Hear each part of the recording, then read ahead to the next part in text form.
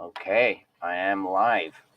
So, hello everybody out there watching, all the thousands, millions of minions out there watching my live podcast. As now you know that Talk Like That is a live podcast, and instead of being monthly, it is weekly. Yeah, I know, I'm crazy like that.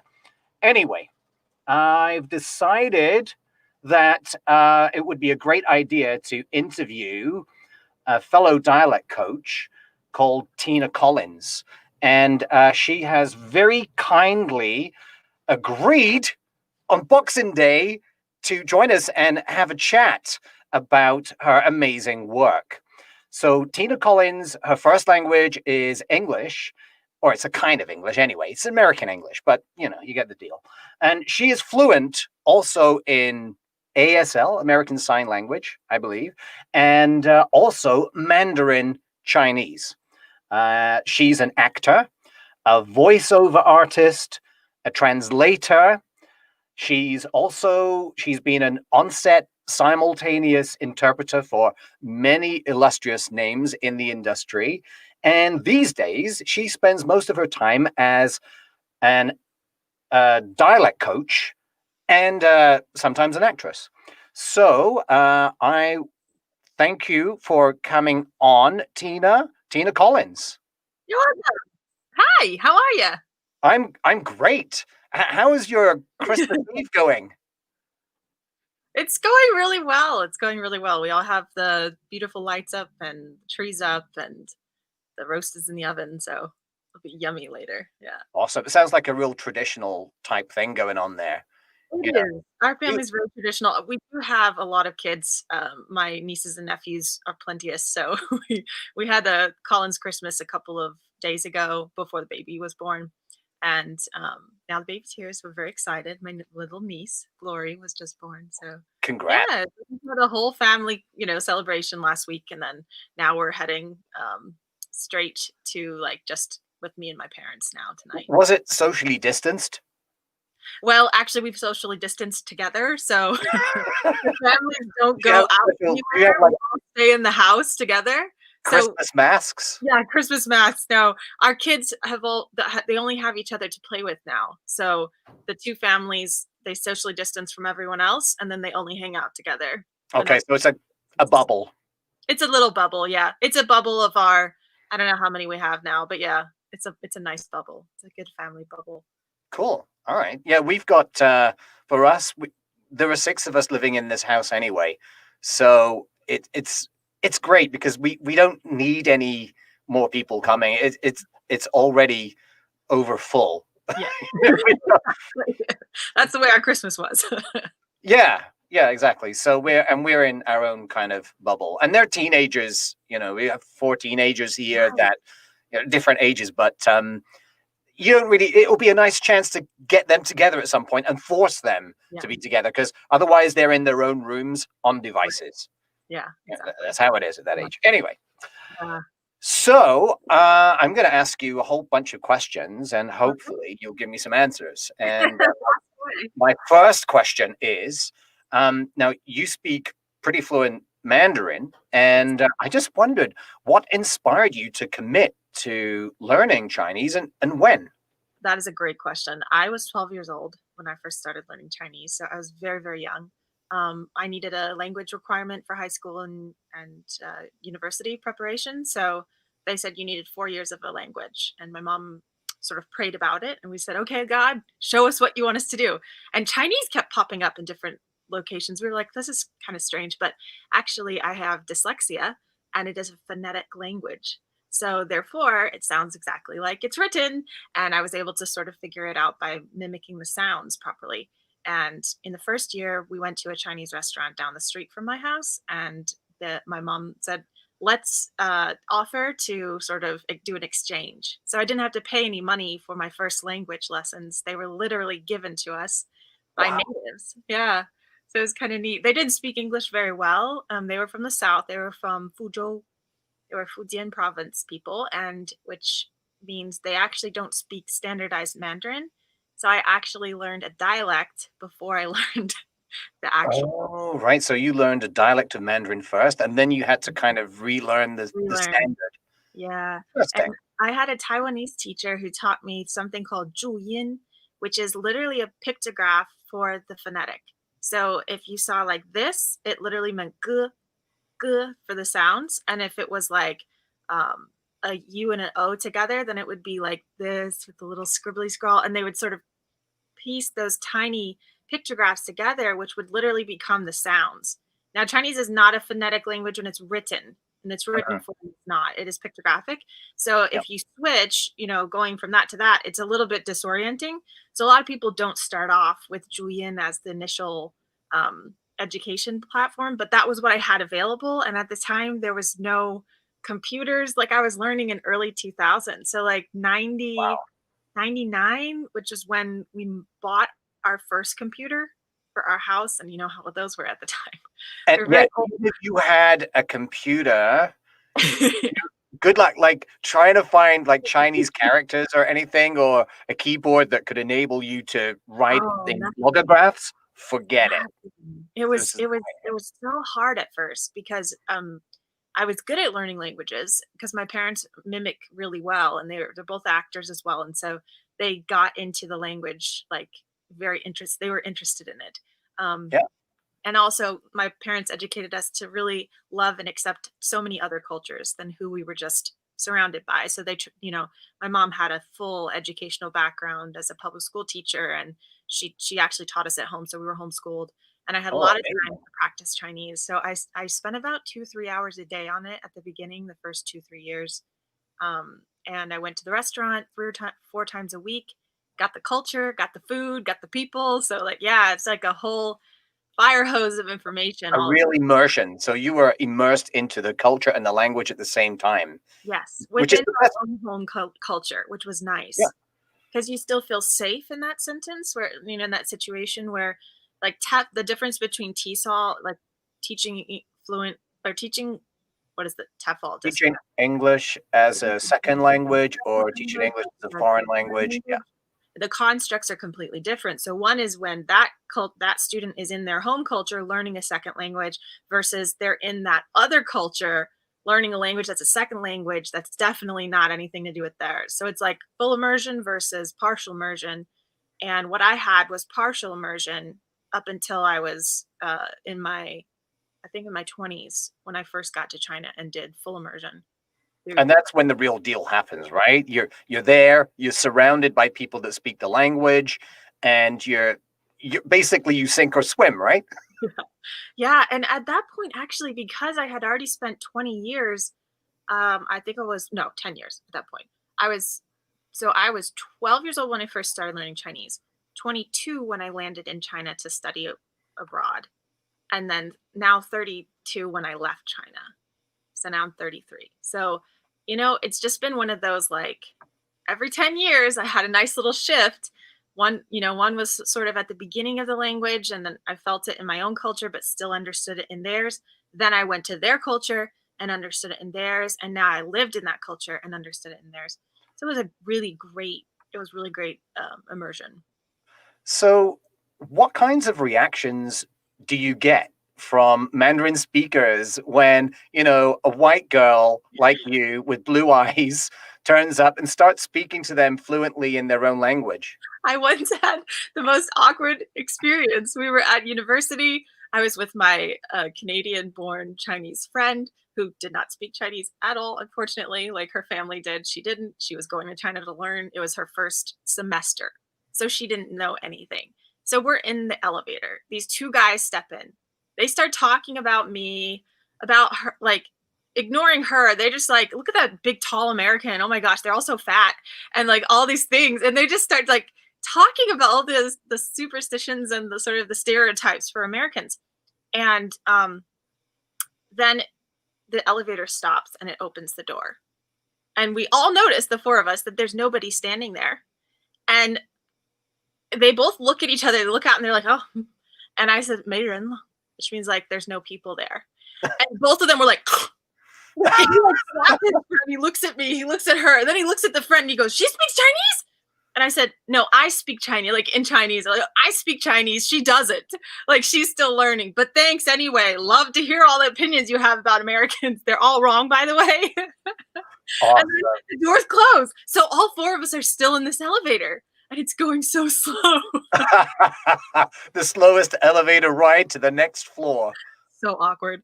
So awkward. I've had taxi drivers drive away when I got down to get in. So I'm like, okay, 好，师傅，我在这儿呢，我在这儿，我在这儿，你去哪儿啊? And they're like, they turn around and they open the door like I'm waiting for a Chinese person. You're in the wrong car. And I'm like, I am the one who called you on the phone. Like, Yeah. it wasn't a friend? Where's your friend? I'm like, I am the friend. That's amazing. I've heard similar stories. There was a guy who, an American who learned Japanese, Yeah. and he learned it to the point where he could speak it without an accent. And he was a businessman, and there was one time where, or a couple of times where he would meet up with the guy. He would say, "Okay, look out for me. I'm wearing a hat or whatever." Yeah. And he'd go up to them and introduce himself in perfect Japanese, and they would be freaked out. They'd be like, but what? And they'd be looking around like, you? And the thing is, because of the way the culture was, or for this guy at least, it was like they wouldn't trust him. For some, like they just felt that, okay, this is a bit off. This is weird. Like this is a gaijin, and that's the Japanese word, I think. Yeah. So this is a gaijin. He's speaking like really good Japanese and is freaking me the hell out. So he found that it was actually it was jeopardizing his business. So then he started speaking his Japanese with an accent, with a bit of an American accent. Wow, that's impressive. I have met some of the most phenomenal performers in China because of this very reason. And I think it's because not only can they speak Chinese so fluently, they sound like a native, they also speak in a dialect. They also speak and use their body language similar to Chinese actors or performers or something like that. So I think there is like this team of elite, phenomenal linguists who actually are actors as well, who all perform in Asia and who do such a great job. And they work under sometimes deplorable conditions, third world conditions out in the, some of the areas. And they are so incredible. And a lot of them are kung fu artists, or, they went to China for more of the action adventure kind of films. Those are very harsh sets. Those are, it's like you don't even have a chair. You just bring a box with you that has all your stuff inside of it and you can sit on it. So we have this box that everybody knows that if you see it, you're like, you're a setty. You're a set. You go to set. I can see that. Yep. So it's like an entire culture of people of filming. Yeah. Interesting. That's cool. So, the other thing is that, with that whole, like you say, that there's a lot of people that can speak not just like Mandarin, but they speak other dialects as well. And when you say dialects, that's a real stretch, because they're not just, of course, there are different dialects of Mandarin itself, but then a lot of people, they'll refer to other languages around China, like Cantonese, they'll call that a dialect, or Hakka, those are not dialects at all. Those are different languages entirely, right? Yeah, they're unintelligible between the two. So there is some where if I say like, let me think of one that's actually. So like, for example, Shan, S-H-A-N. So it should be sh with this S-H at the beginning, but sometimes they say san. So they will drop the H. And then you still have the same format of the word that sounds similar to Shan as san, but san could also be 3. So like you got to be careful, and it's usually with the tones it differentiates. Yeah. But there is other words that are completely separate. So like this would be Shan, and then it would be like Onthombo. So it's like completely separate. Now that would be a separate language, but it's still under the heading of like Chinese language. But there are 52 minorities that are recognized as major minorities in China, and those minorities all have their own language, but the written form is universal. Right. Yeah. Of course, the writing is more or less the same because it's logographic. Yes. So more or less, that's like you could read the same newspaper, Yes. even though you wouldn't be able to speak to You don't somebody else pronounce from a it the different same, part of but China if yeah, they're speaking a different dialect. Like, exactly. so for example, I mean, the only example, I don't speak any Chinese languages, but the only examples I know, I mean, I learned how to say like thank you in Shanghainese because I Right. know that in Mandarin it's 谢谢, right? Yeah. Uh-huh. Yeah. 谢谢. Okay. Did I say it right? 谢 Yeah, 谢. you're totally right. 谢谢. 谢谢. Okay. Yeah, So sometimes we elongate the lips a little. 谢谢. 谢谢. 谢谢. Okay. Mhm. Mhm. And in Shanghai is 家家弄. That's funny. Shanghai is very fascinating to me. I have a couple of friends. Like, there's a lot of expats who either go to Shanghai or Beijing. So you're either a Beijinger or you're a Shanghaier. But it depends on like. There's a lot of tension between the two twos because like Mm. it's just different cities and different locations. Rival, yeah, big cities, Yeah, same like Boston, rivals. maybe Atlanta. I don't know if they have kind of the same feeling, but yeah, it's very separate. I Um, understand. It's like I would say it's like Toronto, Vancouver, yeah, and or Toronto, Montreal, probably more like yeah, actually. There's more rivalry there. Or where I'm from, I grew up in Birmingham, and Birmingham is the second biggest city in the United Kingdom after London. So there's like a rivalry kind of with London, and yeah, I know what you yeah. mean. See Yeah. that, yeah. It's very similar. Yeah. But I've had friends who've learned Shanghaiese and my the actress I worked with actually on Meg, she speaks Shanghaiese very, very well. And she speaks Mandarin and she speaks Cantonese and she speaks English. So like when you meet people in China, I think because it's so global and it's so well positioned as far as flying out to places, they have so many people that they interact with, and so their language is naturally developed faster. Right. Yeah, because they're used to it. Like Mhm. it's something you do, and this is the thing that a lot of people don't realize is that monolingualism is monolinguists rather are a minority. Yeah. They're if you speak one language, then you're kind of weird in a global sense because the Yeah. majority of people speak two or three languages at least Yeah. just to live their everyday lives. So, like for example, you go to somewhere like somewhere on the African continent, like Mhm. even like Nigeria, Ghana, or somewhere like that, you're going to learn your local village language Yeah. and just as a kid growing up to speak with other kids and your elders and so on, and then you're going to learn your the language that is spoken in the south, so that might be Yoruba or Mhm. Hausa in the north, and then you're going to learn the national language, which will be English, Right. right? So you got at least three languages you have to be fluent in Right. just to have a reasonable life. So I know what you mean. Yeah. So did you have any? I don't know if we already covered this, but like embarrassing moments learning the language. Most people, when they're learning a language and culture, will have an embarrassing moment, like a faux pas or something like that. Mhm. Did you ever have that when you were learning I Mandarin? had a lot, and it's been hard too because now with social media, which did not exist when I first started learning Chinese, I didn't see other people who spoke that were white that spoke Chinese as well as I do now. And it was kind of hard for me at first because I was like, well, I want to have somebody to look up to, but at this point, I'm just on my own. I'm just sitting here doing my own work, and there was a couple moments with my language partners, especially at the restaurant, where we would laugh and joke. And one of them was like I was actually waitressing with them at a point as I got older, and I said to her, "There is, do we have tofu?" And instead of tofu, I said tofa, and tofa is means hair. So she thought somebody had a hair in their plate and freaked out. Called the boss over. He started screaming at me. They were all both screaming at me in Fujianhua, and I didn't understand what they were saying because it was dialect. And then he's like, "Well, which customer was it? We need to like go help them and pay them and give them extra. This is not possible." And there was like this huge issue, and I was like, "No, they were asking for tofu." Tofu. And I kept yelling it and they kept yelling at me. And I was like, tofa, tofa, tofa. They're like, no, not tofa, tofu, tofu. It's called tofu, not tofu. What's wrong with you? Oh man, so an almost It's disastrous almost disastrous situation. situation. It could cost them money and cost me my job probably, at some point. Wow. But they were very understanding afterwards and they laughed so hard and like they just like, they were like, Tina, oh gosh. Tina, you Like, got to improve your Mandarin. improve my manner. Yeah. There was moments though, it's funny because I've been in cabs before where I got corrected for my Chinese. So there's never a point at which after you learn this language, you start to feel cocky about yourself because honestly, they will take you down.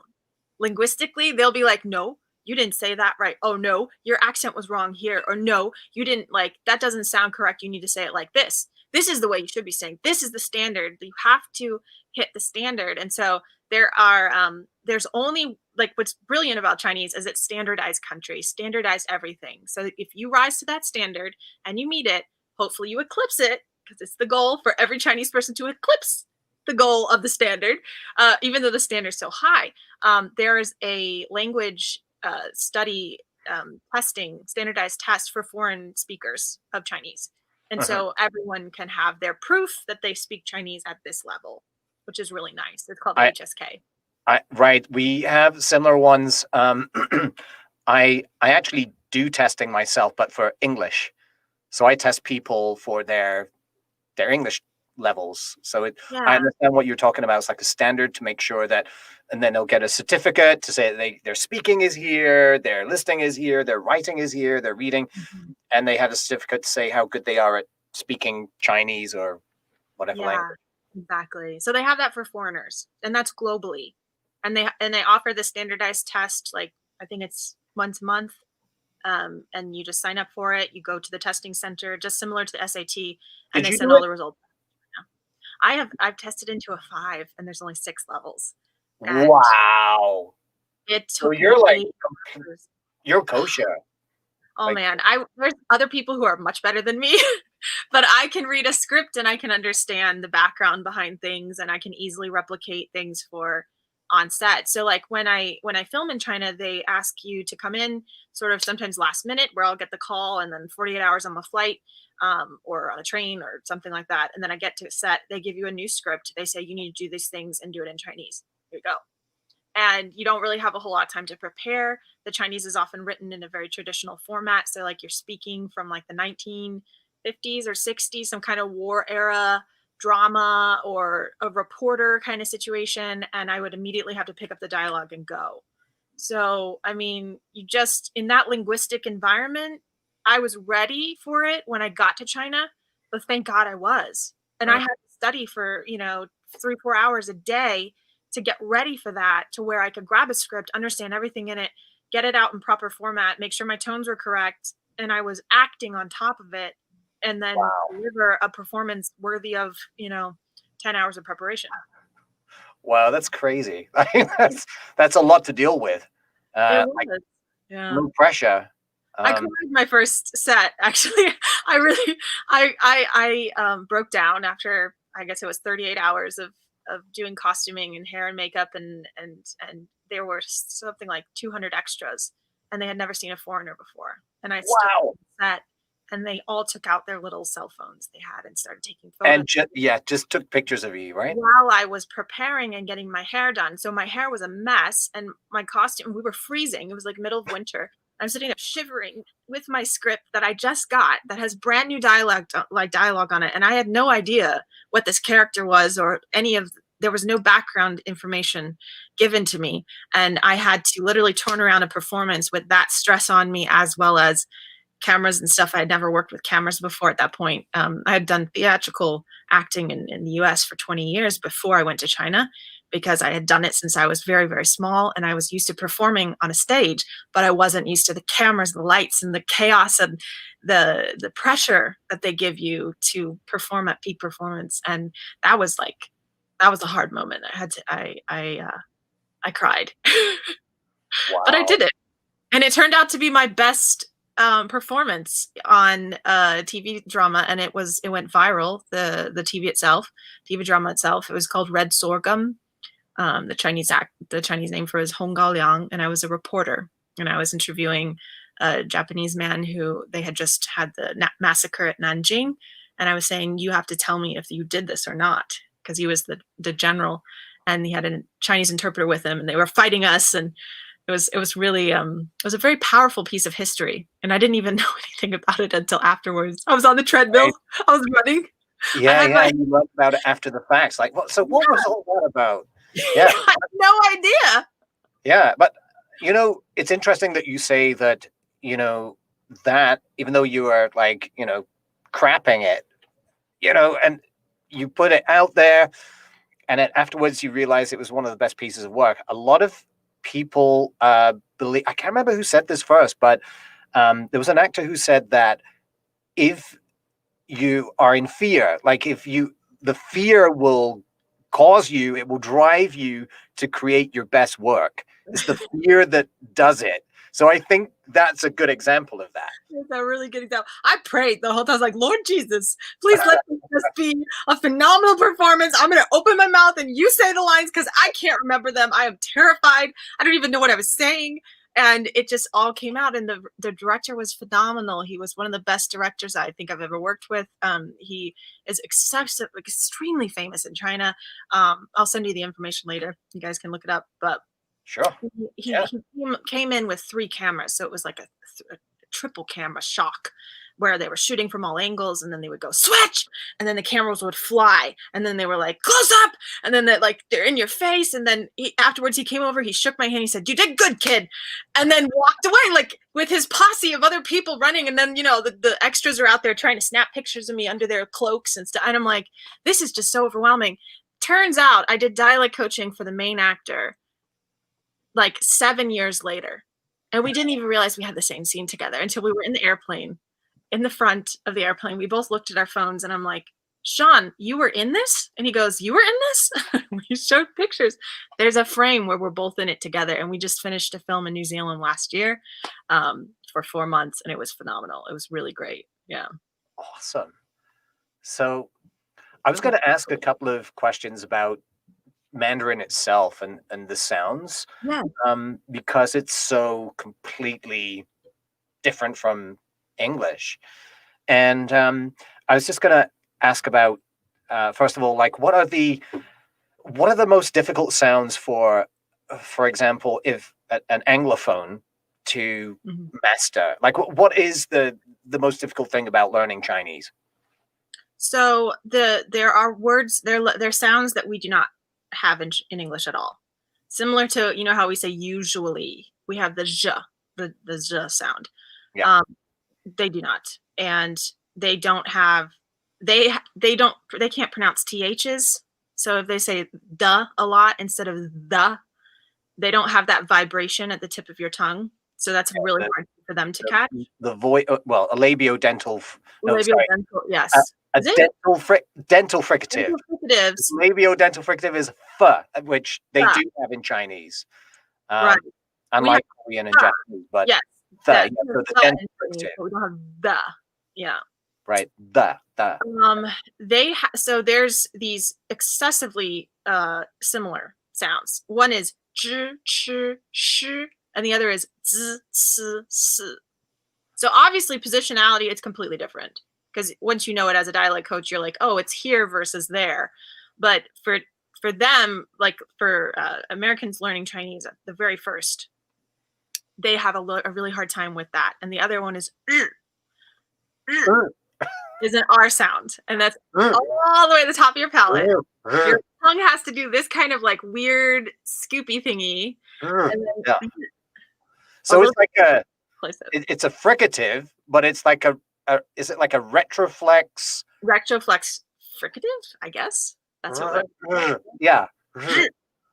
I have not encountered it in any other language except maybe the same position when you say that R sort of in Puerto Rican. Like a trilled R, but it's not trilled, but it's the same location.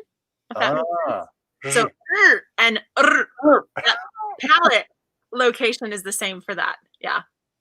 Wow. That's the thing. It's like getting the head around. I guess it's for anybody learning a language that's completely different to theirs. It's a case of understanding what's actually going on in your mouth, with the tongue and around the lips and everything, like how it's literally made, which is so hard to do because you can't see it unless you have like one of those X-ray, like a special scanner Yeah, that's so true. Oh, have you seen like the what is it, the Gutenberg or something institute that does the tongue X-rays where they see the location of the tongue as it makes every I got so Yeah. excited about that linguistic.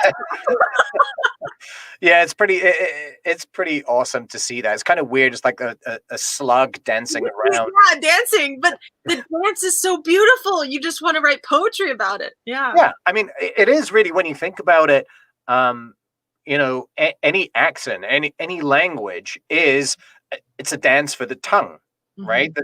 The Right. tongue is actually you have to teach the tongue a different posture to Right. adopt for a different accent or a different language. Mhm. And it dances in a completely different style. The rhythm, the movements, and everything are Yeah. such a different style. It's like going from hip hop to ballet or whatever. And Exactly. It is. It's essentially the same hip hop to ballet in your mouth.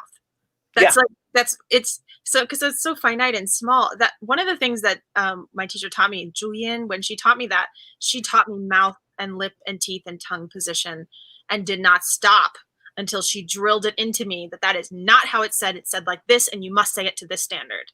And that helps so much because when I came out of it, after listening to her little cassette tape she gave me, she recorded her own self on a cassette tape, that handed me. dates it. That takes it back It some was ways. so Yeah. good, yeah, and just hearing that over and over, doing chores, listening to the Julian, like, "bo, po, me, fu," like, those things that I don't know what you would call it, just, like, rote memory, Mm. just brought the language home for me, so Like when a I was drill, speaking, it sounded very like natural. a drill on a audio Yeah, cassette.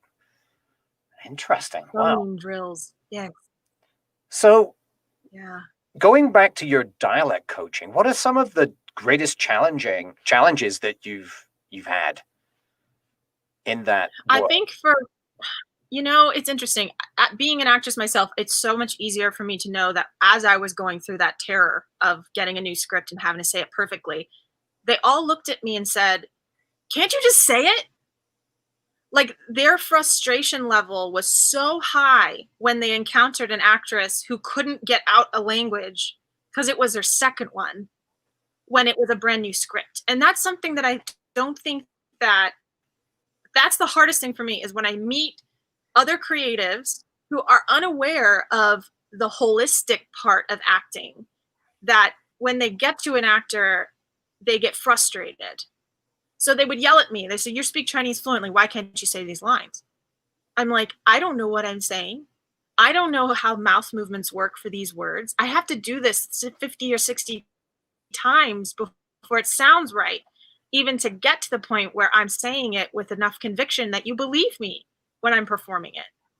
So I think Yeah, for like second language actors, this is something that crews don't really fully understand. And I think that's just because they haven't worked with dialect coaches enough, or there hasn't been enough well trained dialect coaches.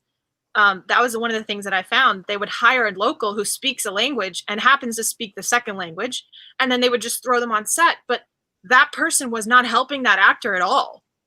right. I've translator, interpreters and translators because translation is for words, interpretation is for oral. So the translator would sit there and tell me, "You just say it like this." She wouldn't help me say it or know how to pronounce it or understand what I was saying. And I didn't have enough time to really do all of that. So I would just be forced in front of the camera to come up with whatever I had prepared the last, 20 years of learning Chinese and my acting skills and my acting classes, and I had to rely heavily on those things in order to make it successful in a very short amount of time. I think that's the Wow. biggest challenge for actors. And let me tell you, it is not any different for Hollywood big budget pictures with foreign actors involved. They don't have time to let them practice. They expect you to do it and do it on the scenes and the days they need you to do it. And you're expected to show up and be completely fluent in a language that might not be your original language. And it's a screen, it's a big screen. They see your lips. So if you're saying it wrong and you dub yourself again, you can't dub to a wrong lip sync. So the It's one it's thing a that I have to it's teach a my huge actors it's is a huge ask. It's not even an ask, it's a demand, the right? demand. And if And there's an actor out there who can get the language and the dialect out on time and in 5 seconds do that, that is one heck of a person. I yeah, mean, really, super props to that person. I mean, Amazing. also if it's and it's in your second language as well. That's the other thing because it's hard enough when it's your first language.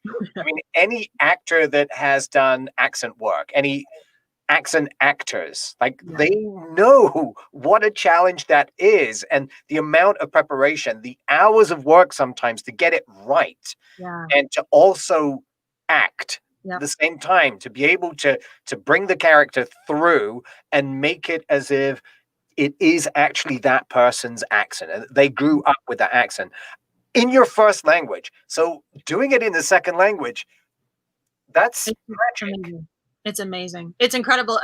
I have more respect for actors who act in second languages or second dialects, even like Hugh Laurie. Brilliant. He has a perfect American accent. Didn't have any idea the guy was from England the whole time that I was watching House until I found out on IMDb. I was like, oh my word, he's incredible. Like a lot of your fellow Americans, because it was different for me, of course, because I grew up watching him on television Yeah, in comedies, and yeah. he was a comedy actor for the entire the entire first half of his career.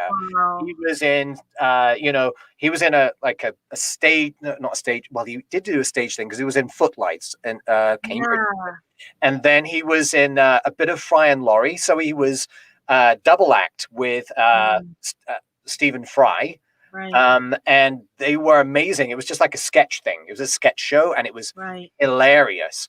And then after that, he was in Blackadder. So he was in several series. Have you ever heard of Blackadder? Blackadder. No. Guys, anyone out there who has not seen Blackadder, you have to you have to search it up because it's some of the Okay. best stuff that's been done in the English language. Yeah. But also you need to know a little bit about English history as well, or it will teach you.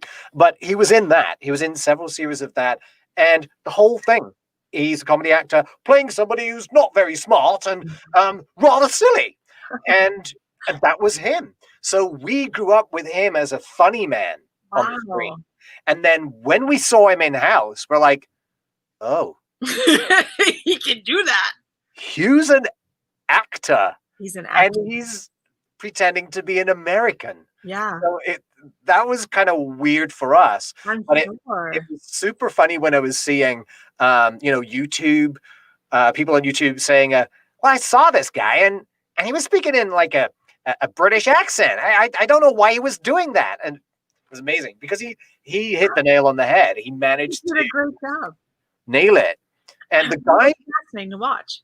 well, the director of House, what happened was uh, when he watched the self tape that he sent, because at the time Hugh Laurie was shooting something in Namibia or somewhere in Mhm. Africa, and so he was in the hotel. He shot the self tape in the hotel and sent it to the director, and the director saw it. I can't remember his name, but the director was like, you know, this American guy is what we're looking for. He is awesome. Like he didn't even know, like the director didn't even know he was British himself. So it's like, you got to get this guy in. So it must have been quite a shock when Hugh turned up. Hello, I'm Hugh Laurie. And, yeah, hang on a minute. But the accent, you know. Um, so yeah, he is. I'm so glad you brought him up so I could talk about it for 10 He's minutes. amazing.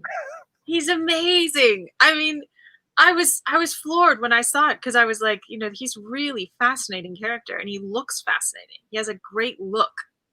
He's And just that craggy. he can slip into like the character will be different every time, like Yeah, believable.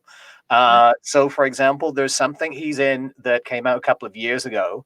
It's called The Night Manager. I don't know if you've ever seen that, and I think it's on Amazon, Okay. Amazon Prime. And yeah, The Night Manager. He plays a baddie in that, and he has a British accent. It's not an American accent in this one, but again, it's like classic. It's so Like good.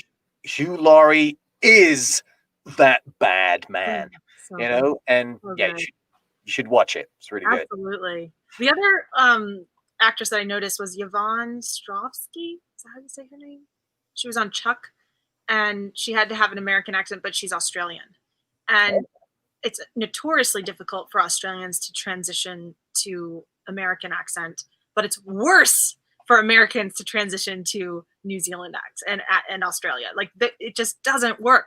Australians can hear the difference immediately. Like they know. If there's anybody out there that needs to learn an Australian accent, I'm your guy. There you go. See, I can help you with that. I tried to do a New Zealand accent yesterday in a Facebook group that I did, and there was an Australian woman in it, and she said that was a really good Australian accent, but it didn't quite sound New Zealand. Like, okay, I gotta work on that. It's hard. Those two are extremely difficult. I worked in both countries twice, and over 4 years period, I just kept going back. It was so funny. It was like, I don't know. I think the Australian and the New Zealand Film Commission, they both ended up working a lot between China and the US. So we did a lot of films back and forth. And it was funny and hilarious trying to speak Chinese and then turn around to our extremely Australian driver who didn't understand half of what I was saying, and I didn't understand half of what he was saying, and then explain it in Chinese again to my boss. And it was just like, oh, this is so hard. Awesome. So you're kind of like going between a completely different language to a completely different accent. And then and then my own, dealing with my own accent. So after sorry, I think it was like 5 or 6 days of this back and forth with our driver, I was able to really start talking with an Australian accent. And he was like, wow, I don't know what happened to you, but I can understand you better. Right. I was like, that's good. I can understand you better now. You pick it up. That's it. Yeah, understand you better. Yeah. So fun. What kind of So what was it like to work with, because you've worked with a lot of superstars. I'm not going to name any names, but we're talking about people that are famous, not just in China, but around the world.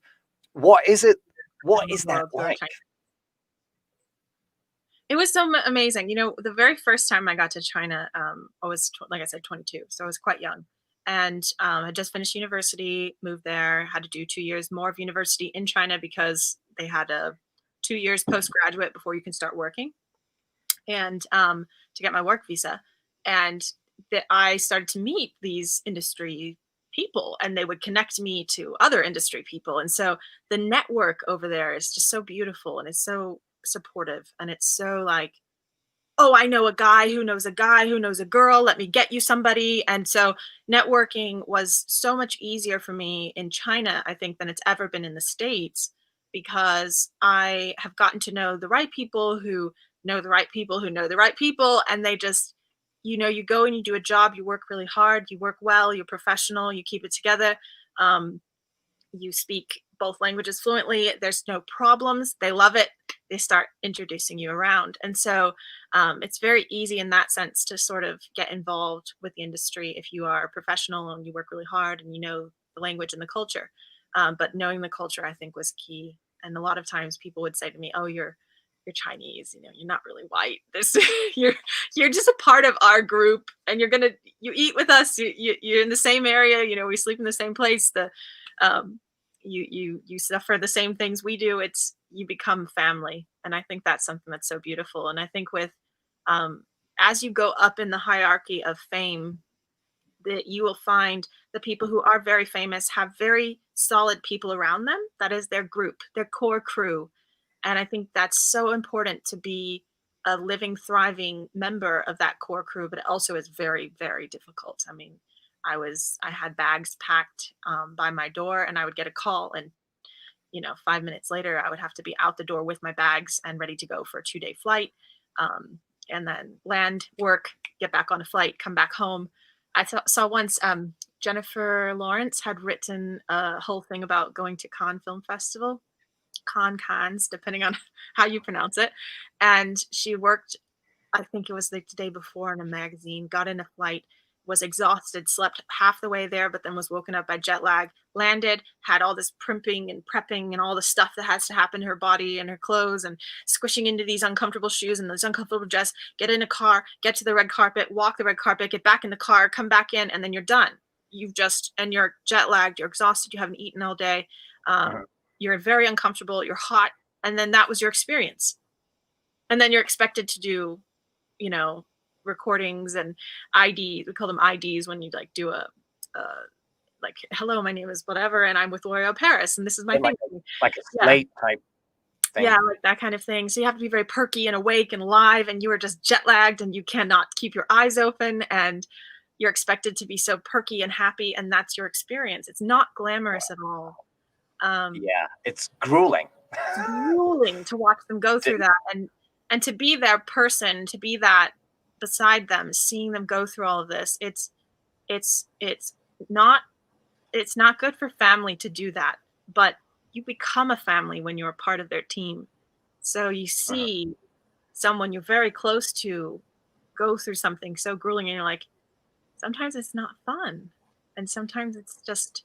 I mean, it's a really good look at the reality of being famous and being a superstar, and Right, because everybody else, the rest of us, will see the just glam. that persona. We'll see the tip of the iceberg. Yeah, Basically, we'll see that shining tip yeah. of the iceberg and go, this guy, or this lady, she gets limousines everywhere, and she's got her entourage of Right, you right. know followers and so on. You'll hear people saying you're so lucky, or you should be so grateful for all the things you get, but in reality, I mean, a lot of people don't get a whole lot. This industry is all out for themselves. It's the brands are just trying to get you on for what they need you for.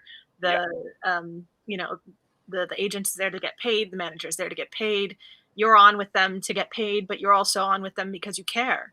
So choosing who you work for and being a part of a team it's just so important. I can't overemphasize it enough. Is being a part of a yeah, team and how and it's important like that is when you're with superstars. you're a superstar, but like you're a money maker. That's it. When you stop making that money, the next one comes in as you All the go out. time. Don't let the door hit you on the way out. Yeah. So, That's so true, and I think that's great for an actress like myself too, because I you can see that the fame part of things is fleeting. And like Hugh Laurie worked all those years. I didn't even know that. All I saw was him on House, and I oh, thought, well, this is so phenomenal. This actor is he's a amazing. vet. Yeah, he's a veteran. Like Years he's of been work. going decades.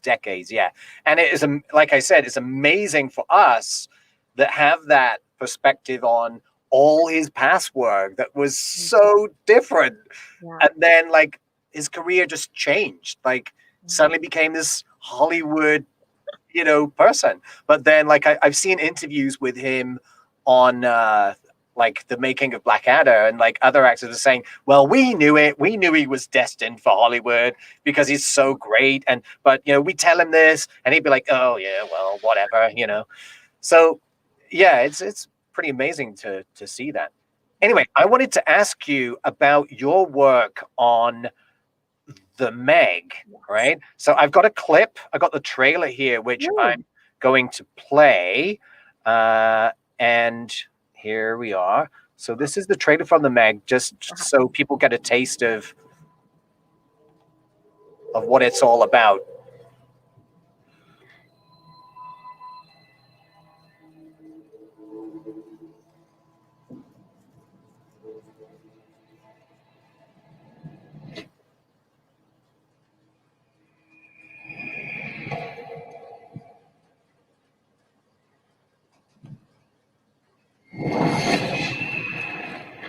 What's that?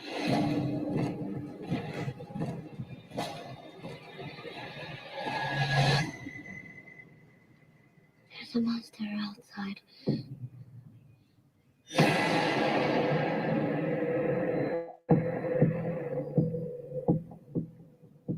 What you people discovered is bigger than we ever thought possible. How big is that thing? It was the largest shark that ever existed. A living fossil. Thought to have been extinct over 2 million years. Wrong.